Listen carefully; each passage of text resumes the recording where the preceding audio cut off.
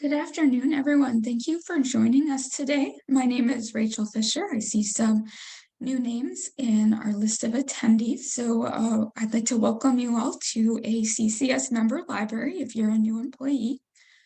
I'm the member services librarian for technical services. I provide training and technical support to the technical services department, but I'm also the main point of contact for the diversity audit tool. I know that some of you may already be familiar with the tool, so this may be a review for you and a chance to ask questions that you've been thinking about as you have already played around with the tool. But we've also updated the tool with some additional circulation statistics.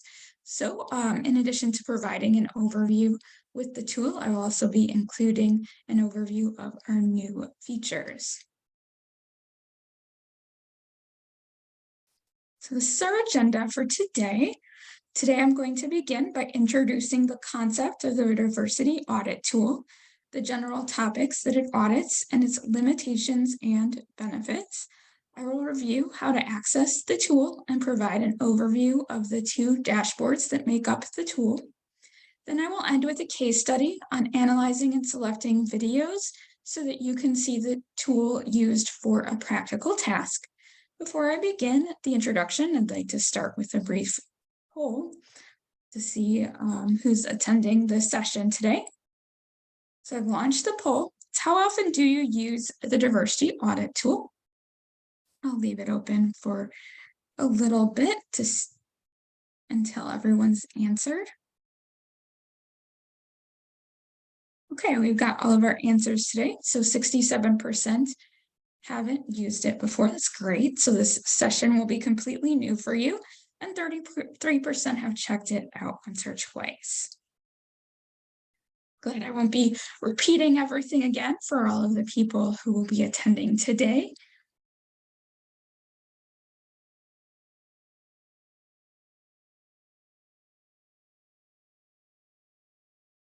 The purpose of a diversity audit, as you may already know, is to help your library to analyze the level of diversity within your collections so that the library can become more inclusive and representative of the community it serves. This can be a very time-consuming process. Without the assistance of a vendor, it can be impossible to analyze a whole library. I've worked with several other CCS staff members and a number of library staff to create and test our diversity audit tool that can help you complete a diversity audit in a more efficient and less costly manner. The tool utilizes the subject headings in the CCS catalog to automate the diversity audit process so that you can easily analyze the amount of diversity of the topics included in the whole consortium, your whole library, a specific collection, or your individual selection areas. You can then compare your collection to your population statistics from external sources or other libraries in the consortium and identify diverse items to purchase. We recently added some new statistics that can even allow you to use it for a reading report. So let's review some of the vocabulary that we use to describe the tool in our documentation. The diversity audit tool is the name for the entire tool. The web app and vendor that is used to create the tool is called Tableau. So you may also hear CCS staff mention that at times, but we do try to refer to the whole tool as the diversity audit tool. The tool consists of two data dashboards. A data dashboard is a visual display of tables and graphs for the purpose of analyzing key performance indicators or statistics. It's called a dashboard because the construction of the different tables and graphs is reminiscent of the way a car's dashboard has different sections that display different indicators. The first dashboard is called the Diversity Audit Dashboard. This is the landing page when you log in. The dashboard displays the tables and graphs that analyze and summarize the data. The key performance indicators include the percentage of diversity in the collection and the circulation statistics of those categories. From this dashboard, you can also access a separate page for the statistics for subcategories. I'll demonstrate that when I log into the tool.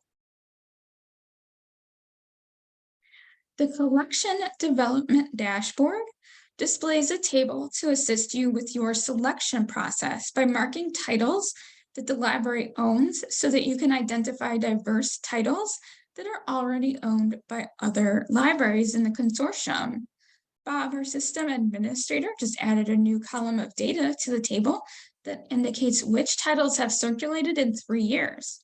By the end of June, Bob will be adding a new filter for this data. It will help you to identify titles to promote in order to increase circulation or titles that you may want to read. The tool now includes 7 topics that are typically audited during a diversity audit. BIPOC subject headings include the headings for the ethnicities and nationalities of ethnic minorities. Disabilities or neurodiversity analyzes subject headings for physical disabilities, mental health issues that can be considered disabilities, neurodivergent conditions, and general disability topics. LGBTQIA+ includes subject headings on sexual orientation and gender identity subject headings. Religious minority subject headings include the religious minorities only, so this excludes Christianity and ancient religions. These topics are broken down into subcategories so that you can drill down into more granular data. Our most recent categories to be included in the tool are women, immigrants, and low-income or economic welfare. These categories are too complex to subdivide easily into subcategories. There are several limitations that you should be aware of. Most importantly, the dashboard automatically tabulates statistics from the subject headings in the bibliographic records. So the data is only as good as the records are. When cataloging, headings can be left out, even if a topic is included in a book. The catalogers who work for CCS libraries do an excellent job. However, summaries don't always clearly explain the diverse elements in a plot, especially when it is just a characteristic of the character. The tool cannot include ethnicities of characters if they have not been included as a subject heading. For example, I read a fantasy recently that had gender fluid, gay, and asexual characters. However, the subject headings in the final record only described the book as fiction about magic. There was no indicator of anything else in the summary. So, this book would not be counted as LGBTQIA+ without the subject headings added to the record. I'm aware that diversity audits of authors are important. This is not something that can be accomplished by the current dashboard. We are unsure if we will be able to accomplish this with the current amount of information on authors in the authority files. Another limitation is that we have not included e-content in the data. There are 2 reasons for this. One reason is that the subject headings in e-content records are rather poor and can't be analyzed very well. We also need to keep the number of records that are analyzed down so that the tool doesn't take too long for the data to load. Despite these limitations, the data dashboard will provide you with a quick way for analyzing your collection or selection area so that you can speed up your diversity audit process. While it cannot analyze all of the details and data that a manual audit could, it can provide you with a way to analyze a larger amount of data than a manual audit could. Having the data stored in the dashboard will allow you to quickly and easily track improvements over time. When using the tables for selecting new diverse titles, it will help you to identify titles that are already popular at other libraries so that you know it won't be dead on arrival. By using the list of titles not owned by your library, you'll be helping the cataloging department too. If you purchase items owned by other libraries, the records already exist in the catalog and won't require any additional cataloging time. And now you can also use the tool to identify specific titles to promote or weed. Before I demonstrate how to access the dashboard, I'd like to review the training documentation and videos that are available to you. There are 5 pages of documentation and videos for you to refer to. I recommend reading and watching the videos in a specific order. You can access them from the link on this slide. I'll be sending out the slides after this session. Introducing the Diversity Audit Tool just has a brief video. The Diversity Audit Tool interface is an introduction to how to use the interface. And then there are 2 separate pages for the separate dashboards, the Diversity Audit Dashboard and the Collection Development Dashboard. There's also an FAQ page, which includes questions that have been sent to me from the help desk. If you have any questions that you think should be added to the FAQ page, feel free to let me know and I will add it. Are there any questions about what I've reviewed so far?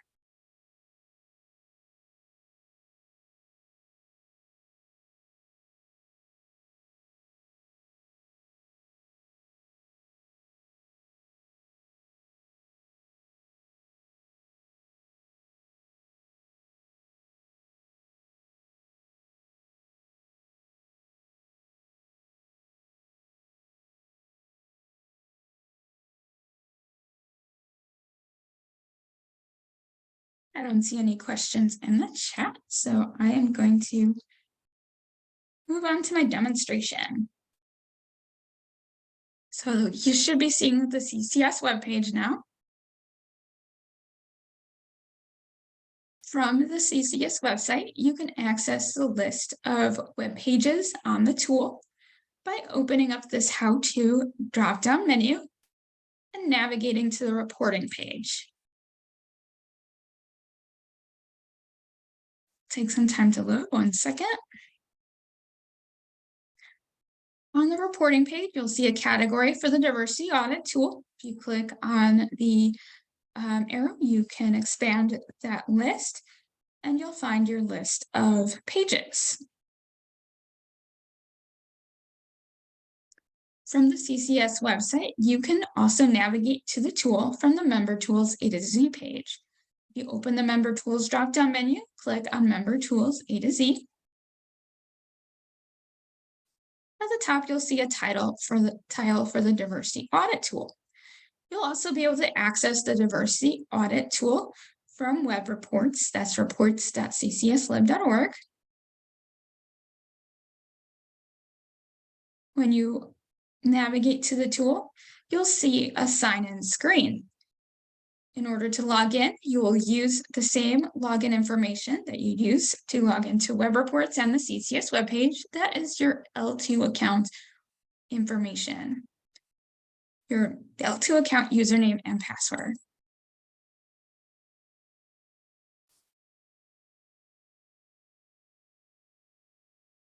It'll take a few minutes to load. It's a lot of data. Once you log in, you'll find yourself on the landing page. This is the Diversity Audit Tools Diversity Audit Dashboard. We've got some help features that I'd like to point out. First, at the top, there's this help bar. It includes a link to email the help desk at help@ccslib.org on the left-hand side, and on the right-hand side is the Help Topics button. This will take you to the CCS web pages Diversity Audit Tool topics. For each of these blue buttons, you will see tips that pop up that describe the purpose for each button, so you don't have to look up the meaning of each button on the CCS website.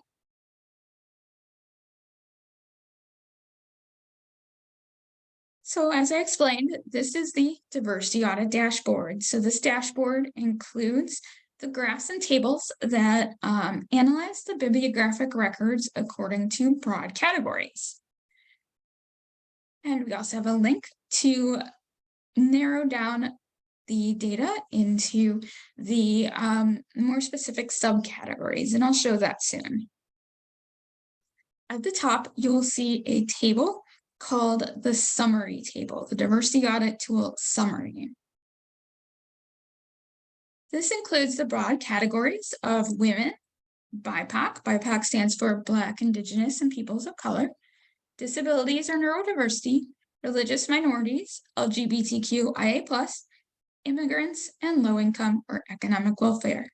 At the top, you'll see a row called No Representation.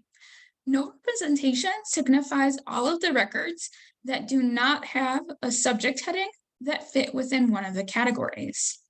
If the record has a subject heading that can fit in more than one category, both of those categories will be included in the data. So if you tried to add up all of the data, you'll find that it will never add up to 100%.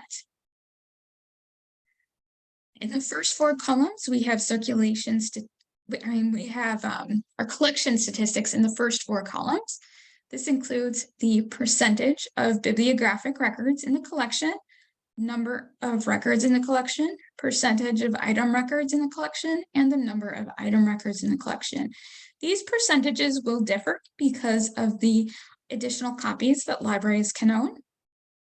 In our last 8 columns, we have our circulation statistics. If you already looked at the diversity audit tool before, you'll see that we have 4 additional new columns. So these columns are the lifetime circulation, the average lifetime circulation calculated according to the number of item records, the year-to-date circulation count from January, the previous year's year-to-date circulation count, the bib average age is the average age of the bibliographic records in that collection according to the publication year in the bibliographic record. The next column is the percent of items that circulated in the last 12 months. Then there's the percent of items that circulated in the last 36 months. And our last column is the number of bibliographic record holds at the time that the data was updated. So these are really interesting statistics to consider. For example, the average lifetime circulation could be used as a benchmark to identify topics that may not be circulating as well. You could also look at the percent of item records that are circulating in a specific time to identify topics that you may want to promote in order to increase circulation. For example, you can see that the average lifetime circulation of LGBTQIA+ topics is 15 and immigrants is 16, but only 48% of those have circulated in the last year. So you may want to create some promotions for these two topics, like a display or a carousel in your pack. And that could help to increase the circulation statistics of those topics. Below the summary table is a table that depicts the percentage of bibliographic records in your collections and lists all of the libraries in the consortium. So some libraries asked us to do this because they like to benchmark against the other libraries. And we don't want you to point out the libraries with less diversity than the others. It's really best to use this by identifying the libraries in areas that may have similar demographics. For example, some cities serve populations that have more Latino citizens, and others may have more African American citizens. So identifying which match your population could be a good opportunity for you to benchmark against those specific areas. And below that is another table of the percentage of bibliographic records in the collections. The reason why we have both of those is that this one at the bottom will change to represent the filters. So if you change your assigned branch filter to only include your library, this graph will only include your library, but the one above it listing all libraries will not be altered to remove those other libraries. It will always display these other libraries so that you can review it and compare your libraries.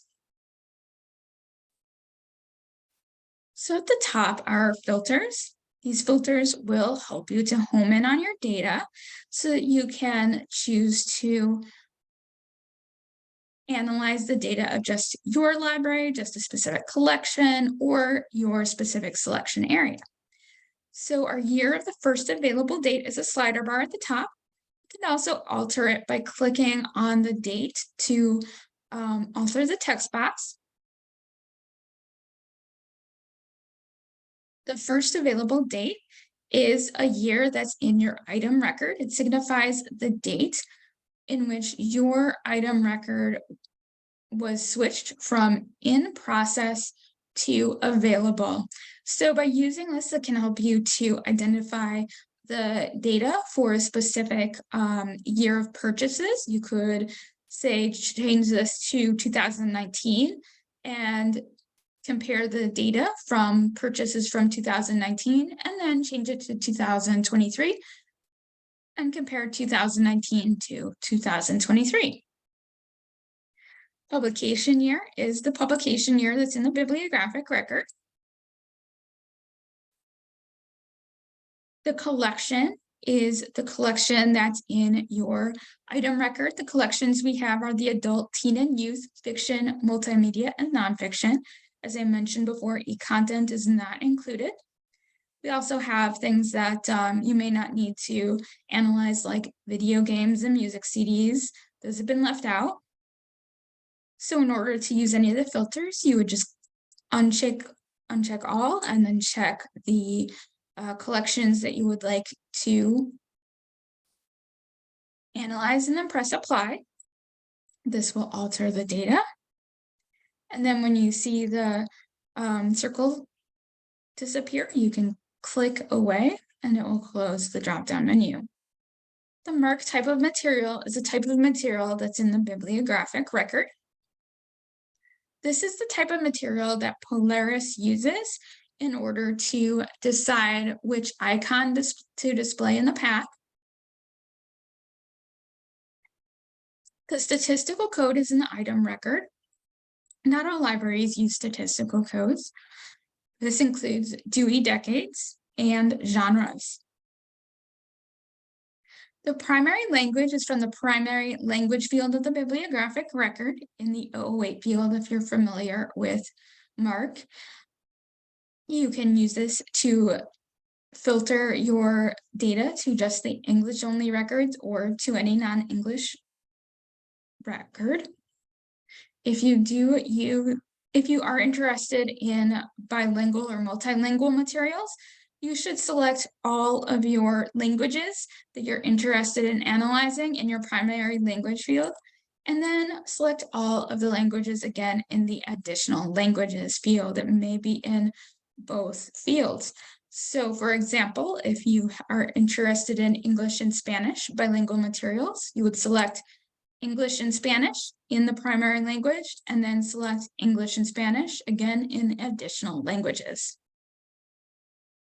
You also can narrow down your data to just your branch by using the Assign Branch filter.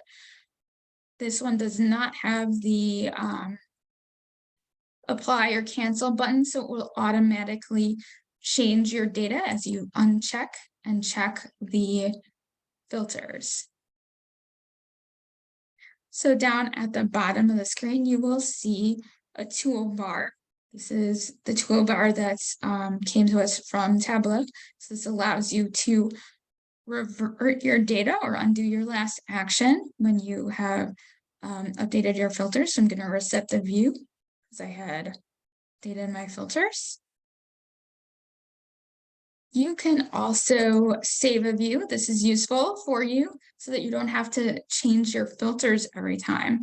After you've set up your filters for your selection area, click on that button for view and then name your view.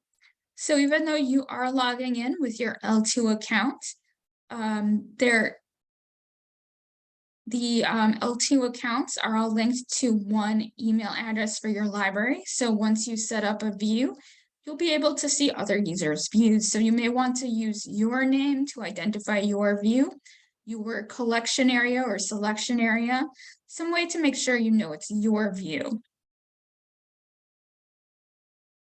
Under the Watch drop-down menu at the bottom, you can use subscriptions to subscribe to reports. This allows reports to be emailed to you at a specific time period. So you would need to set up your view first. Choose your view from this Views drop-down menu. And then at the bottom, you can schedule your email to occur daily, weekly, monthly, or even hourly if you really want to, but that wouldn't be useful since we only update the data every day. You can decide on the days of the week that you'd like it to be emailed to you and the time. The types of reports that it would email you would be an image of the page, a PDF file, or an image in the PDF, which are the same. They're kind of small on the screen. So if they look too small to you, one thing you can easily do is just take a screenshot of the table. So if you'd like a screenshot of this percent of bibliographic records table that lists all the libraries, one thing you may want to do is click on this full screen mode. And then you can use your Control minus buttons on your keyboard to make it a bit smaller. And you get a good size screenshot of your tables. I'm going to expand that again. If you do find that the resolution of your computer makes the tables or graphs appear like they're too large, I recommend using the Control minus or Control plus just to get it to the right size. Again, when you are looking at it.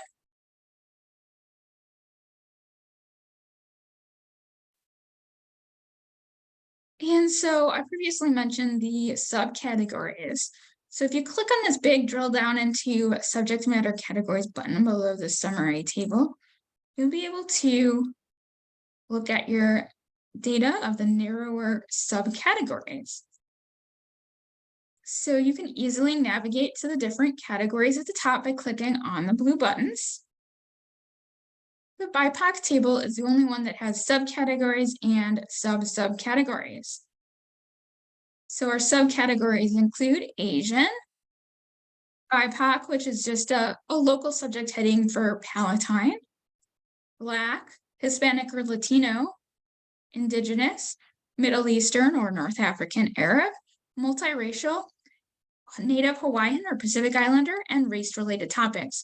Race-related topics are the ones like subject headings like racism, race relations, or ethnic relations.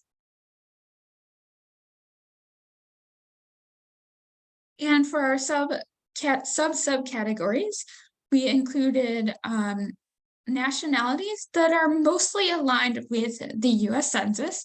There are times when we chose a term that was preferred by that ethnicity over the one that the US Census uses, like Native American.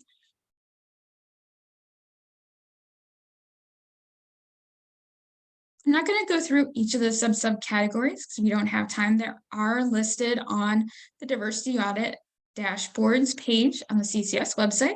I just wanted to point out that we do have some that have the word general or other countries in parentheses. General is for the headings that aren't for a specific nationality, such as Asian women, and other countries are for specific nationalities, but they aren't the ones that are highlighted in the US Census because the population is lower in the United States. So we've put all of those under Asian other countries or African diaspora other countries, for example. And so as you click on these, you will be able to see the other subcategories of the other topics. Women, low income or economic welfare, and immigrants do not have the subcategories. As I've said, those are too difficult to break down into subcategories, but they are still on these subcategory pages. If you'd like to go back to the Audit Tools landing page, you can click on this back button. One other thing I forgot to point out is that when you do use your filters on the diversity dashboard, they do affect the subject matter categories. One other thing that we do have on this page that you can click on are all of the subject headings by category. We don't have a filter for these, so it's easier if you do want to find specific subject headings and the number of bibliographic records that may have those headings or how they are categorized. You may want to download the file to Excel. That's this download button here. And you can click on Crosstab to download the file to Excel. You can easily sort it in Excel. I'm going to click on Go Back to the Audit tool. And in order to navigate to that collection development dashboard, you click on the blue button for collection development.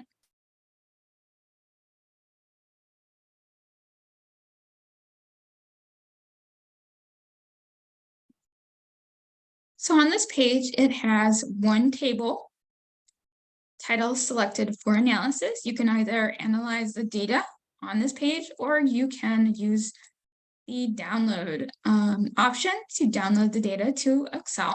I'll demonstrate that a bit later.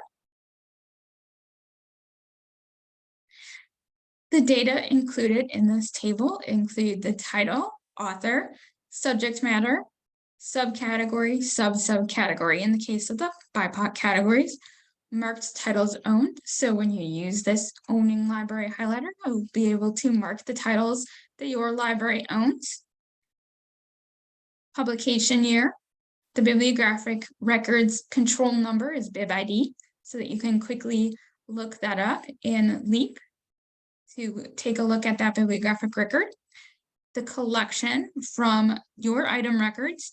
New is from the item material type.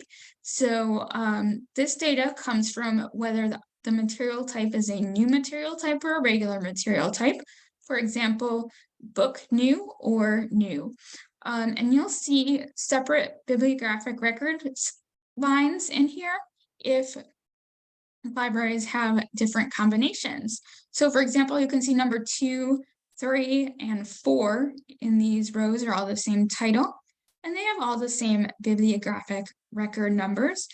This just means that the libraries have different settings they used in their item records.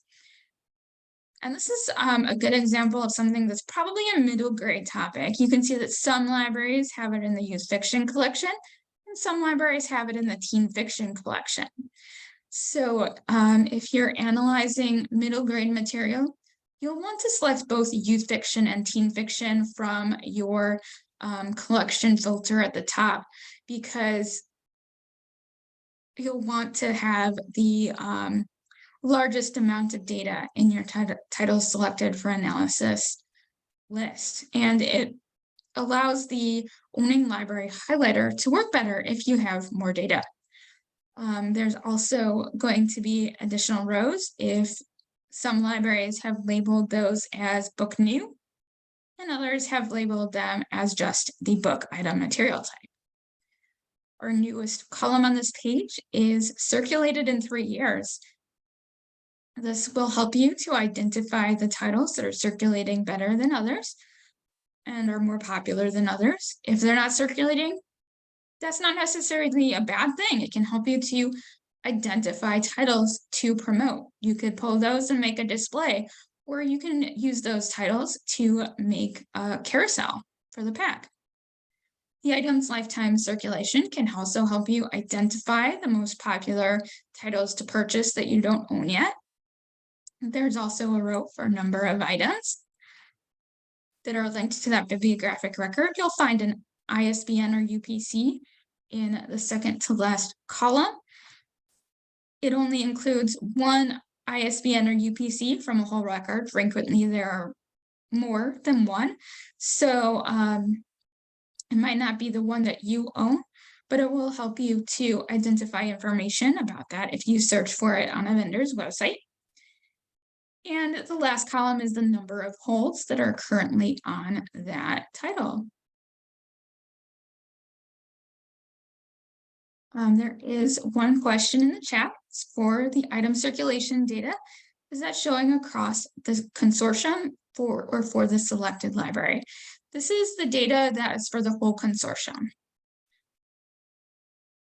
So for example, the items lifetime circulation count would be tabulated as the total lifetime circulation for that bibliographic record. But it's calculating it based on the items circulation count. So the label is a bit confusing, but it takes that data from the item record and adds it up together.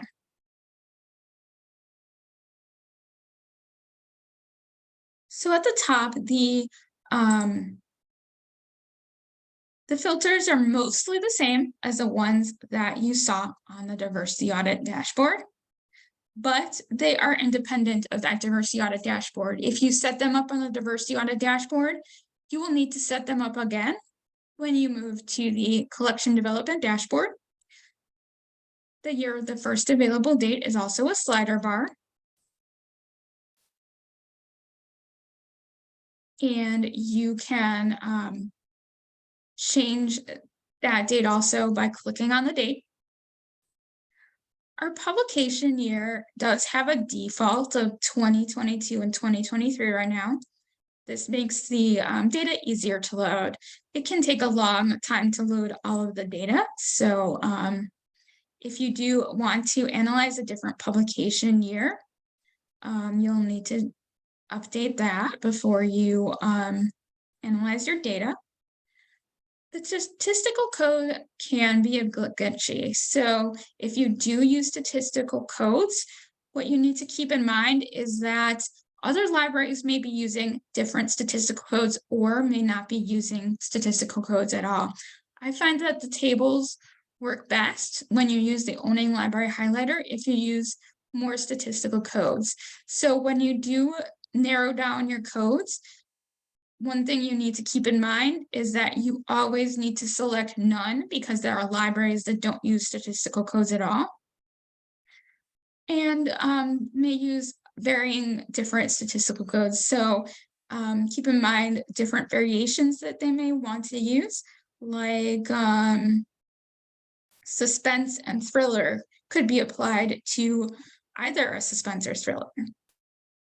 Or a mystery may be considered a suspense or thriller. So if you are looking for a mystery, you may want to select mystery, suspense, and thriller. If you're analyzing picture books, you will want to select picture book, illustrated, board book. You may also want to select holiday, and potentially some other options like the ones that are used for easy readers. And that will give you, or even pop-up books, which is down here, that will give you the best data to select from. It may be more than you want, but it works better when selecting or marking the titles that you own if more statistical codes are being used. We also have the same collections and primary and additional language fields, the same type of material field, but one thing that's different is that there is a subject matter field. So you could analyze all subject matter at the same time, or you could select to 2 or 3 to narrow down the data. If you have a specific intersectional topic that you're interested in, you may want to narrow down that data to specific topics so that you can look for intersectional works. Just like there's additional rows for the different item record settings, you'll also see additional rows if it's an intersectional work. So if something is, say, a record that includes African American subject headings and subject headings for gay men, you will see a row in your report for BIPOC, Black African American, and LGBTQIA+ gay men. One thing that is missing from the filters is the assigned branch. Instead of the assigned branch, we have an owning library highlighter. If you select this, this will highlight the titles that your library owns. So I'm going to select Evanston because that's a big library. And this will take some time to load.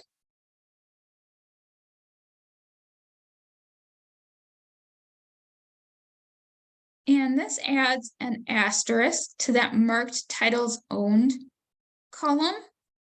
If your library is the only library that owns that title, it will add a name of your library there instead of an asterisk. The asterisk symbolizes that multiple libraries own that title. But you can see that it also highlights additional rows for that title in yellow. So one thing this does is that it will place an asterisk in the row for the combination that your library owns, such as youth fiction and the item material type of book. But if your item record is not youth fiction and book new, there will not be an asterisk in the row for youth fiction and book new, but you will see that it's highlighted all of the rows for you. Unfortunately, the yellow highlighting doesn't carry over to the Excel file when you download your Excel file, but I'll show you a workaround for that that may be helpful for you when I demonstrate how to use the tool for a case study. Another thing that we have that's useful is this filter for searching for specific titles. You can search for ISBNs, authors, or titles. However, as I mentioned, it only has one ISBN or UPC in that column that's in the dashboard. We can't include every single ISBN from our bibliographic record, or that's too much data for the tool. So if you try searching for an ISBN and it doesn't work, you can either try a different one, or you might find it more useful to just search for author and title instead. So I'm going to just search for the title of Amanda Gorman and press return. And you can see that this has brought up all of the books that have the title Amanda Gorman. And because I already had Evanston selected here, it's highlighted the ones that Evanston already owns. So if Evanston wanted to buy more books on Amanda Gorman, this would be a great way to identify any books they don't own yet on Amanda Gorman.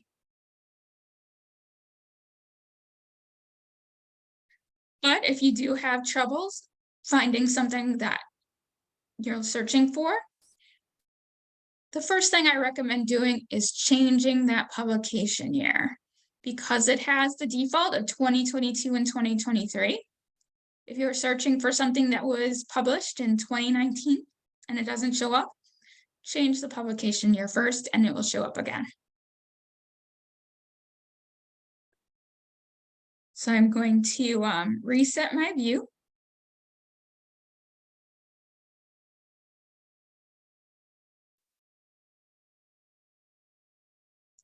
Before I start demonstrating the case study, are there any questions about what I've covered so far?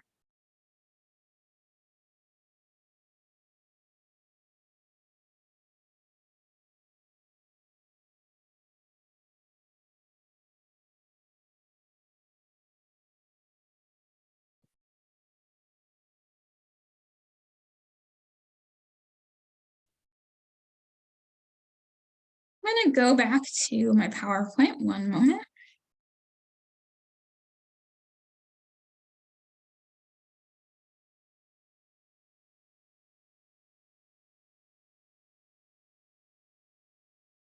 I don't see any questions, so I'm going to move on. So during my previous webinar, I don't know if any of you were in attendance at that time or saw the video of the recording. I demonstrated a case study with Palatine's picture books collection as an example. So I'm going to use Palatine again, but we're going to revisit those same prompts that we used for a different collection, the Youth Multimedia Collection. And our prompts are going to be, what topics should the library purchase in larger quantities during the fiscal year 2023 and 2024? And can I identify titles to purchase using the tool? To do so, we will be looking at the video purchases from 2022 and 2023 for the youth multimedia collections that have the type of material of DVD, Blu-ray, or video recording.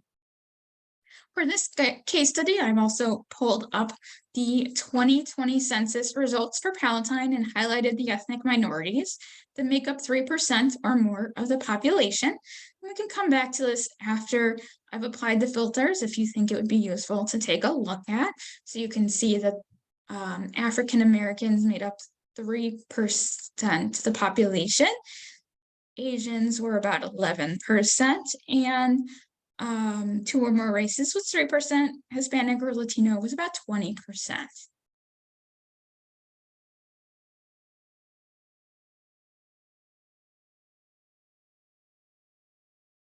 So now I'm going to switch back to the dashboard one moment.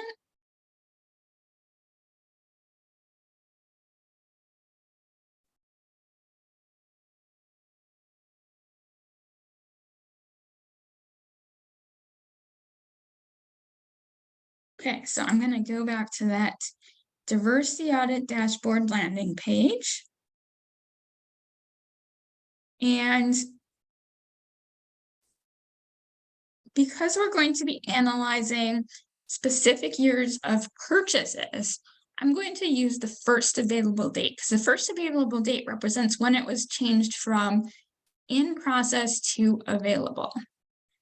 So I'm going to change that to 2022 and slide that on down.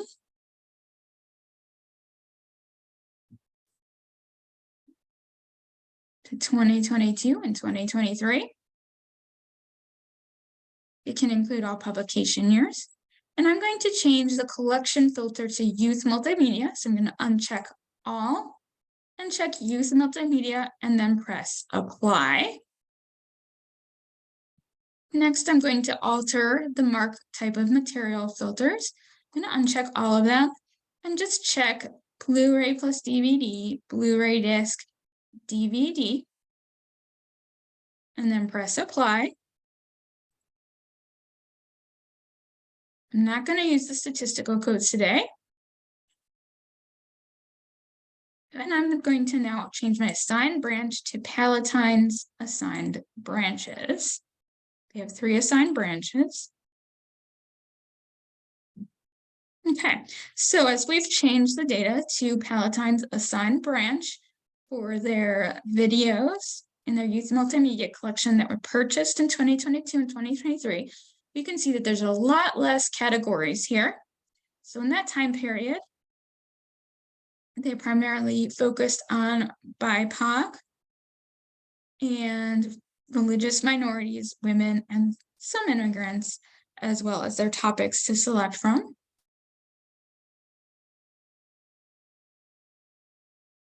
And it looks like all of them were in English and had some additional languages as well, of Chinese, French, Japanese, Portuguese, sign language, and Spanish.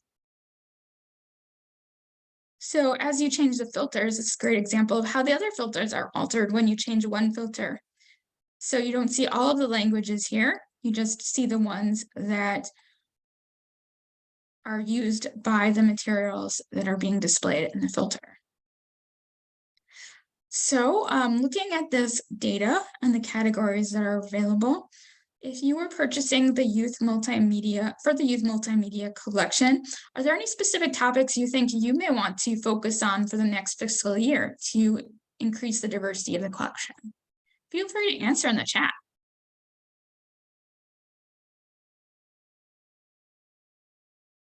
Or you can unmute yourself and answer.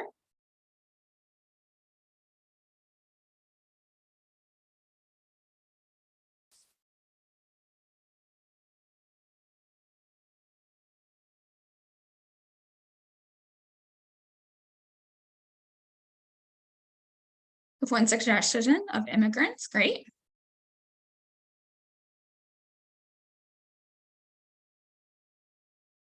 There are some topics that are missing. Can any of you remember which topics that were originally here that are missing from the summary?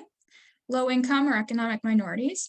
That's one that we've heard is not analyzed very much lately. So we're including that to hopefully be able to highlight that topic and increase the amount of purchases on that topic in your collections.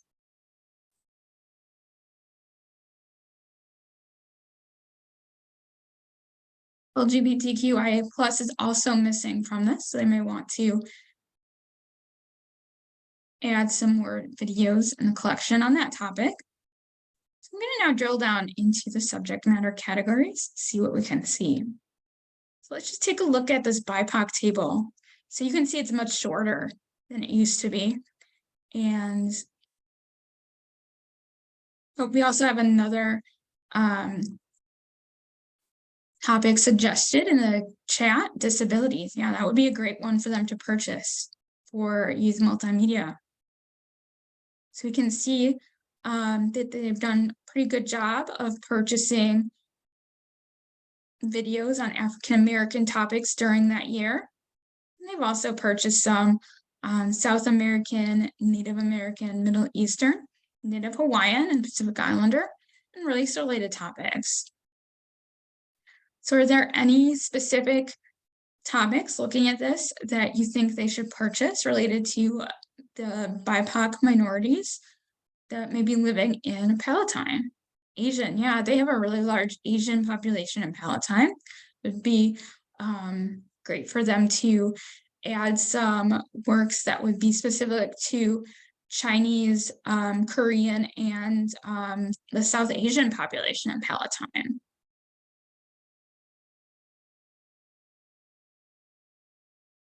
Are there any other suggestions?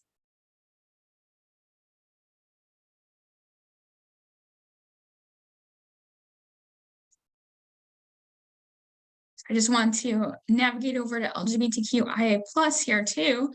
You can see that that was a topic that wasn't purchased during that year, so you won't see any graphs displaying because the filters have removed it. Hispanic is also a topic that they should purchase more of, specifically for the Mexican and Cuban population, because those are in larger amounts than the South American population in the town. So I'm going to go back to this landing page and demonstrate setting up a view. So once you've set up your selection area, it's a great time to set up your view so that you don't have to set up your filters repeatedly. So I'm just going to call this Palatine Youth Multimedia. You can name it what you want so you'll remember what it is. Maybe your selection area has a specific name, or you might want to add your name to it so you can identify it. And I'll press save. So when you go back to View Original, you can see under My Views the list of all the views that have been saved.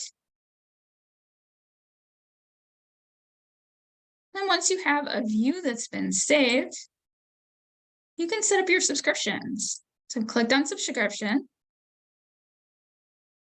You'll choose this view to select the view that you're currently looking at. Then you can select your format of image, PDF, or image and PDF. And then your schedule. So you may want it to be sent to you weekly at a specific time and a specific date.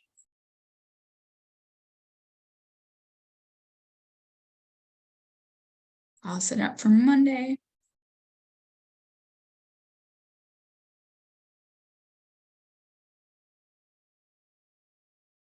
And then you'd want to add in your email address and then press subscribe.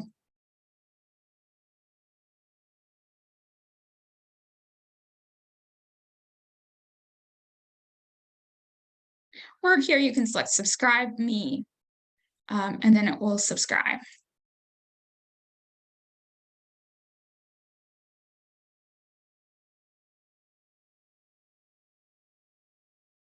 But you may not find that as useful because I've done it and it's pretty small. So if you need to make a report for the board or for your supervisor even, you'd probably find it more useful to just take a screenshot. And it's really the easiest to just use the snipping tool in order to just snip the image of your table.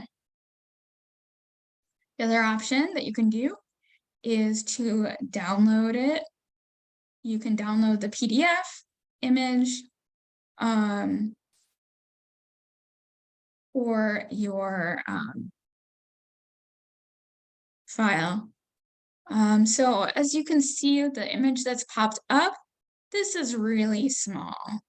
So I don't think you'll necessarily want to use this for a report. Screenshots are much better.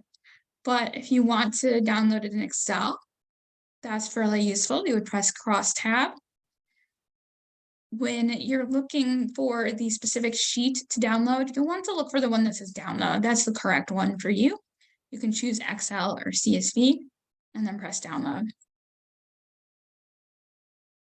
Okay, so now I'm going to go to the collection development dashboard to see if we can identify anything interesting for Palatine to purchase.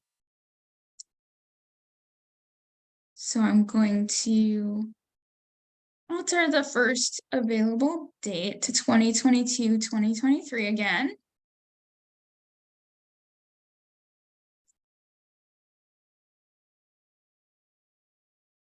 Change the collection to youth multimedia, press apply. Then remove the types of materials that we don't need. Press apply. We'll leave all the statistical codes in because that will be fine. And let's see, we're down to, there's a number of bibliographic records here. We're down to 93. So that's a pretty good amount without removing any of the subject matter because adding any of these should be fine. Then I'm going to select Palatine from the Owning Library highlighter.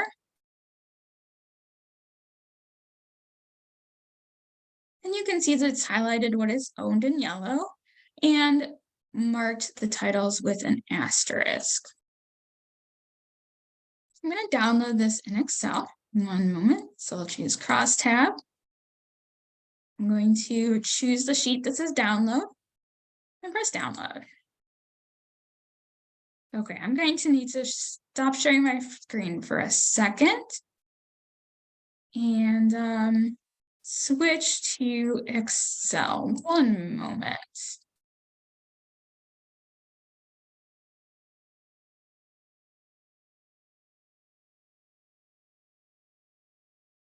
While I'm doing that, feel free to think of any questions that you have and type it in the chat. I have to open up my file.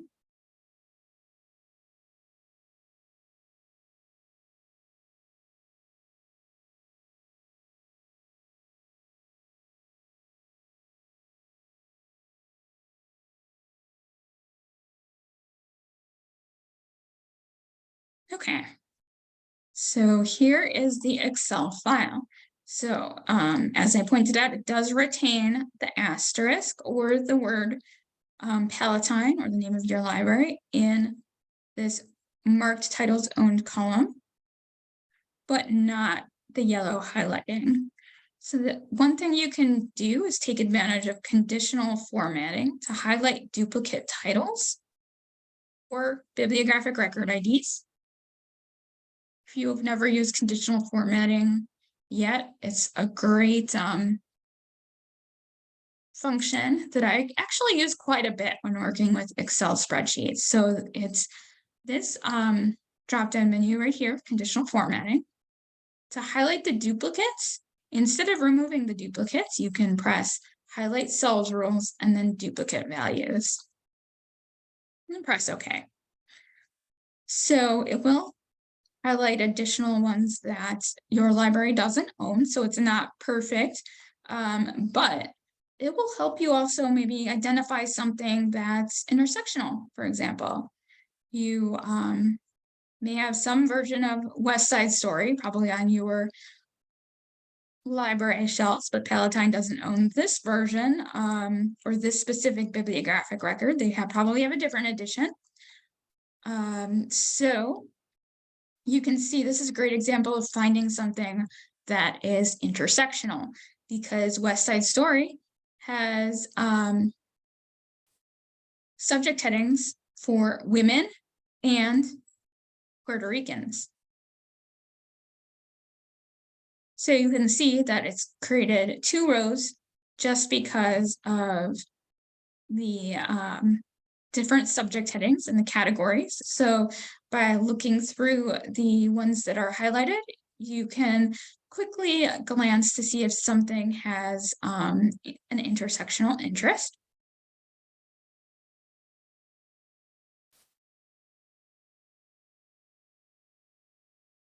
And you can also sort by fields that could help you identify something that's more popular, like lifetime circulation.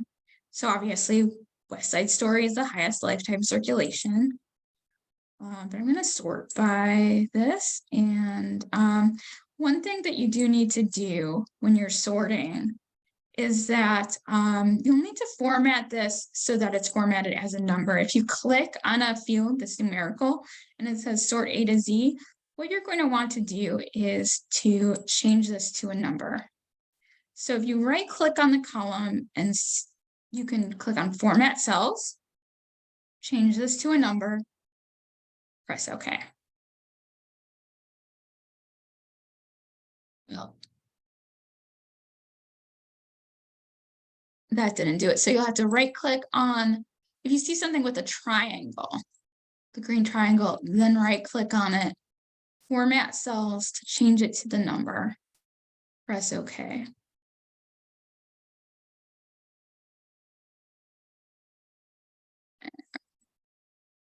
I've updated some of them, but not all of them.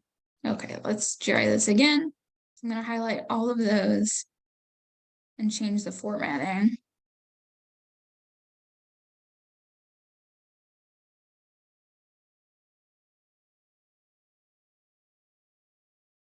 It still says A to Z. There we go. I'll change it lowest to highest.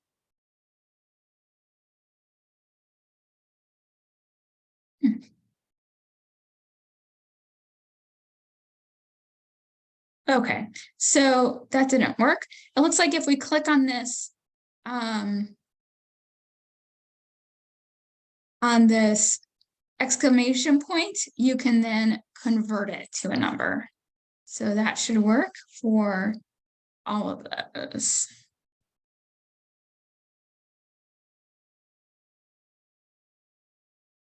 So I'm going to highlight all of those again.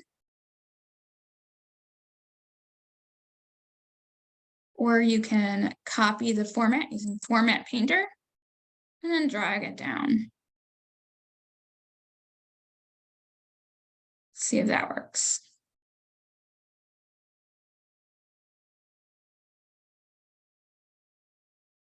That didn't work. 1 second. It should be, it's worked before for me. I have the instructions. Sorry for that. Okay, so there, the exclamation mark is still there. If I've got only the ones with the triangle, the green triangle in the corner highlighted. Convert to number. Okay, now I can see that it's been properly converted to number because it says sort smallest, largest, or largest, smallest. And now it's sorted properly. So we can see at the top, we've got Encanto and West Side Story, which is an Encanto again. So that looks right.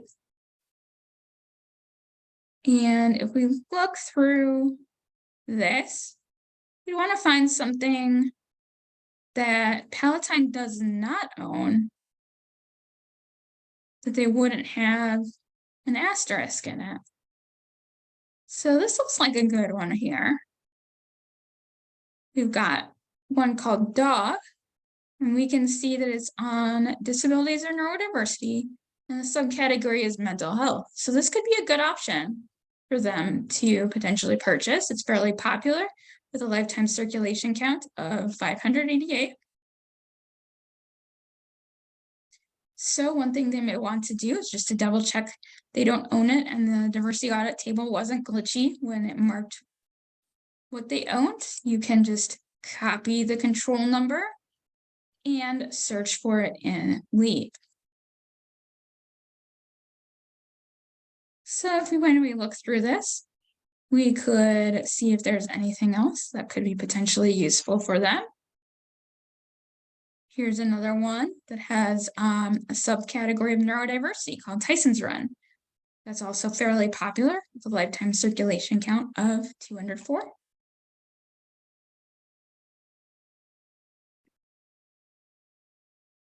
And here's another one on African Americans that's fairly popular called On the Come Up. So we've got several good options here that they may want to consider purchasing. Are there any questions?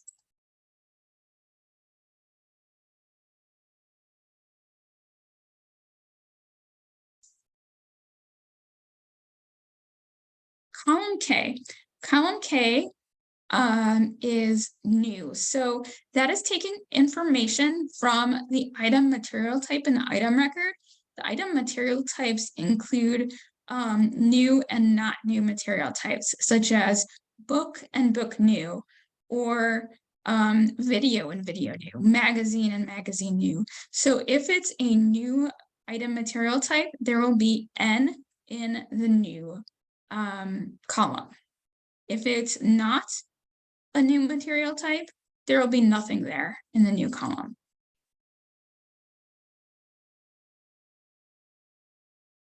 So this does add some additional rows because not all libraries will be using new at the same time. Some will have already changed it from new to not new, and some might have a longer period of time that they would consider it new. So there will be extra rows if there are libraries that use different combinations of settings in their item records.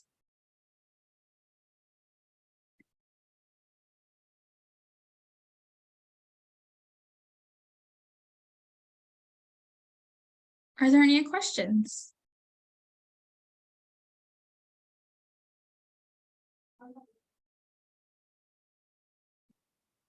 Would anyone like me to demonstrate anything else? It is 2:10, so it's been a bit longer than an hour, but feel free to ask me to demonstrate anything again or answer any questions.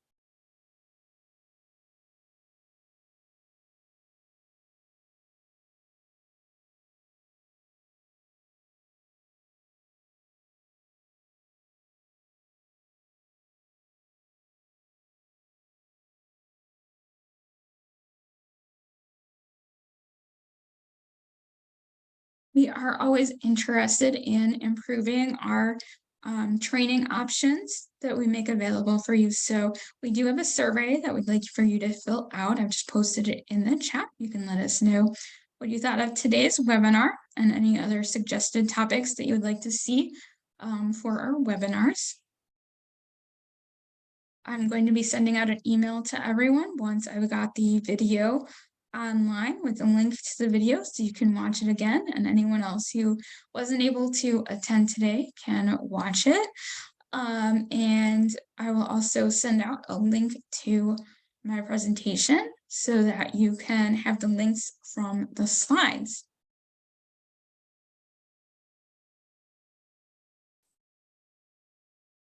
If there are no other questions, we can adjourn the webinar for the day. Feel free to email me anytime if you would like to set up any meetings at your library about the tool. I recently had an in-person meeting at a library to review the tool with them and talk to them about the data that they wanted. They wanted some customized reports that we didn't have on the tool.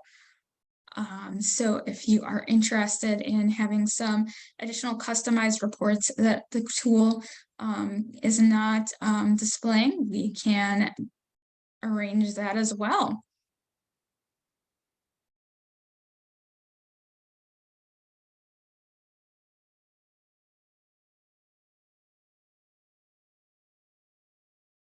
Have a good day, everyone.